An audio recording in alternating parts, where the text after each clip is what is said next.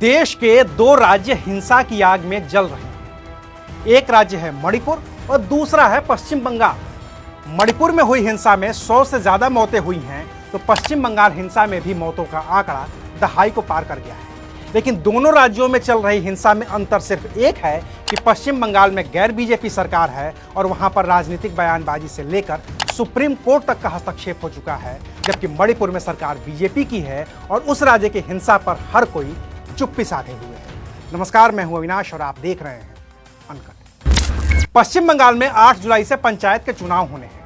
इनके नतीजे 11 जुलाई को आने हैं और जैसा कि पश्चिम बंगाल का इतिहास है, हर चुनाव से पहले वहां हिंसा होती है, तो इस बार भी हिंसा हो रही है। कम से कम 10 लोगों की मौत हो चुकी है और मामला कोलकाता हाईकोर्ट से होते हुए सुप्रीम कोर्ट तक पहुंच गया है। सुप्रीम कोर्ट ने भी कह दिया है कि चुनाव के दौरान पूरे प्रदेश में अर्धसैनिक बलों की तैनाती होगी। इस पूरे मसले पर सत्ताधारी ममता बनर्जी की पार्टी टीएमसी के खिलाफ बीजेपी ने मोर्चा खोल रखा है। चाहे बात बंगाल के बीजेपी नेताओं की हो या फिर केंद्र के बीजेपी नेताओं की, सभी एक सुर में ममता बनर्जी की मुखालफत कर रहे हैं। बंगाल की हिंसा को रूस यूक्रेन में चल रही जंग से भी तुलना की जा रही है। जो तांडव दिखाई पड़ रहा है, ये कष्टकारक है, दुखद है और मन में आक्रोश भरने वाला। और उससे अधिक दुखद है वहां के सरकार की असंवेदनशीलता।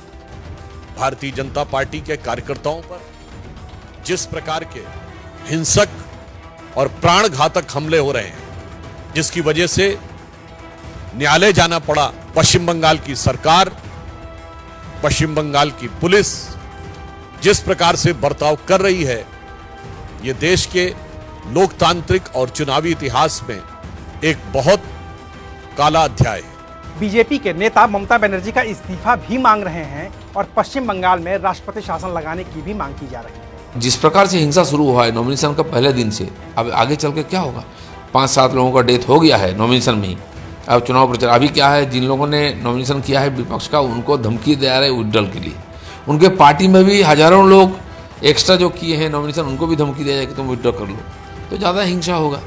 तो सरकार, यहाँ की सरकार इतना अनपॉपुलर हो चुकी है, वो जानते हैं कि फ्री फेयर इलेक्शन हो जाएगा तो वो बहुत बुरी तरह हारेंगे।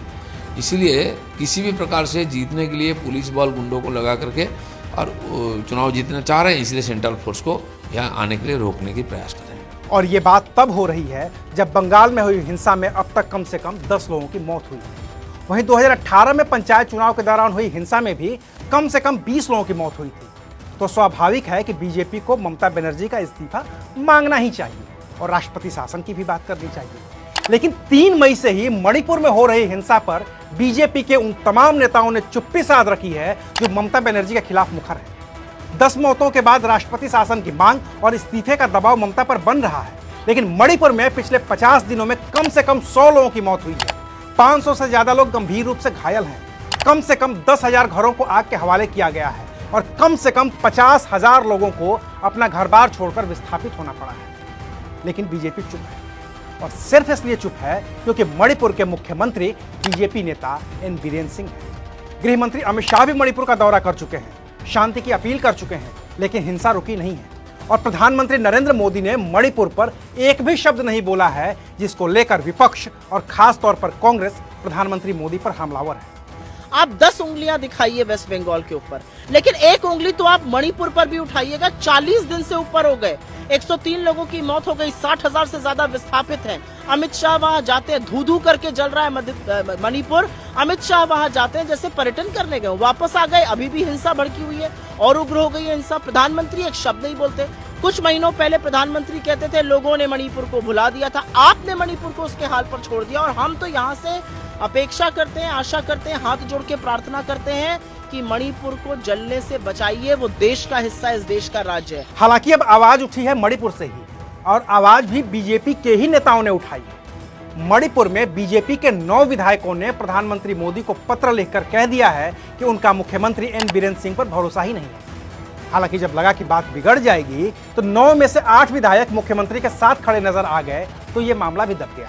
और नतीजा यह है कि अब भी मणिपुर जल रहा है। मणिपुर में विधायकों के अलग अलग समूहों ने प्रधानमंत्री मोदी से मिलने का भी वक्त मांगा था, लेकिन प्रधानमंत्री को अमेरिकी यात्रा पर जाना था तो वक्त नहीं दे पाए। और नतीजा ये रहा कि मणिपुर के प्रतिनिधि प्रधानमंत्री से नहीं मिल पाए। बीजेपी विधायकों के एक समूह की मुलाकात रक्षा मंत्री राजनाथ सिंह, वित्त मंत्री निर्मला सीतारमण और राज्य के पार्टी प्रभारी संबित पात्रा से हुई है, लेकिन नतीजा सफल है। 2 अहम कैबिनेट यानी कि रक्षा और वित्त के मंत्रियों और राज्य में पार्टी के प्रभारी का पूरा सोशल मीडिया योग दिवस से लेकर प्रधानमंत्री मोदी के अमेरिकी दौरे और मोदी सरकार के 9 साल की उपलब्धियों से अटा पड़ा है, लेकिन उसमें जलते मणिपुर का कोई जिक्र नहीं है। और ये हाल तब है जब मणिपुर में सेना से लेकर अर्धसैनिक बल तक तैनात किया जा चुका है, लेकिन मणिपुर में किसी को किसी पर भरोसा ही नहीं। मैतेई को कुकी पर भरोसा नहीं है, मैतेई कुकी दोनों को सरकार पर भरोसा नहीं है, और आम जनता को न तो पुलिस पर भरोसा है और न ही सरकार पर। नतीजा मणिपुर जल रहा है पिछले 50 दिन से, और पूरे देश में इस कदर चुप्पी है मानो ये सब मंगल ग्रह पर हो रहा है, जिसका कोई असर वसुधैव कुटुंबकम का उद्घोष करने वाले भारत के लोगों पर हो ही नहीं रहा। अभी के लिए बस इतना ही, फिर मिलेंगे नई खबर के साथ। देखते रहिए।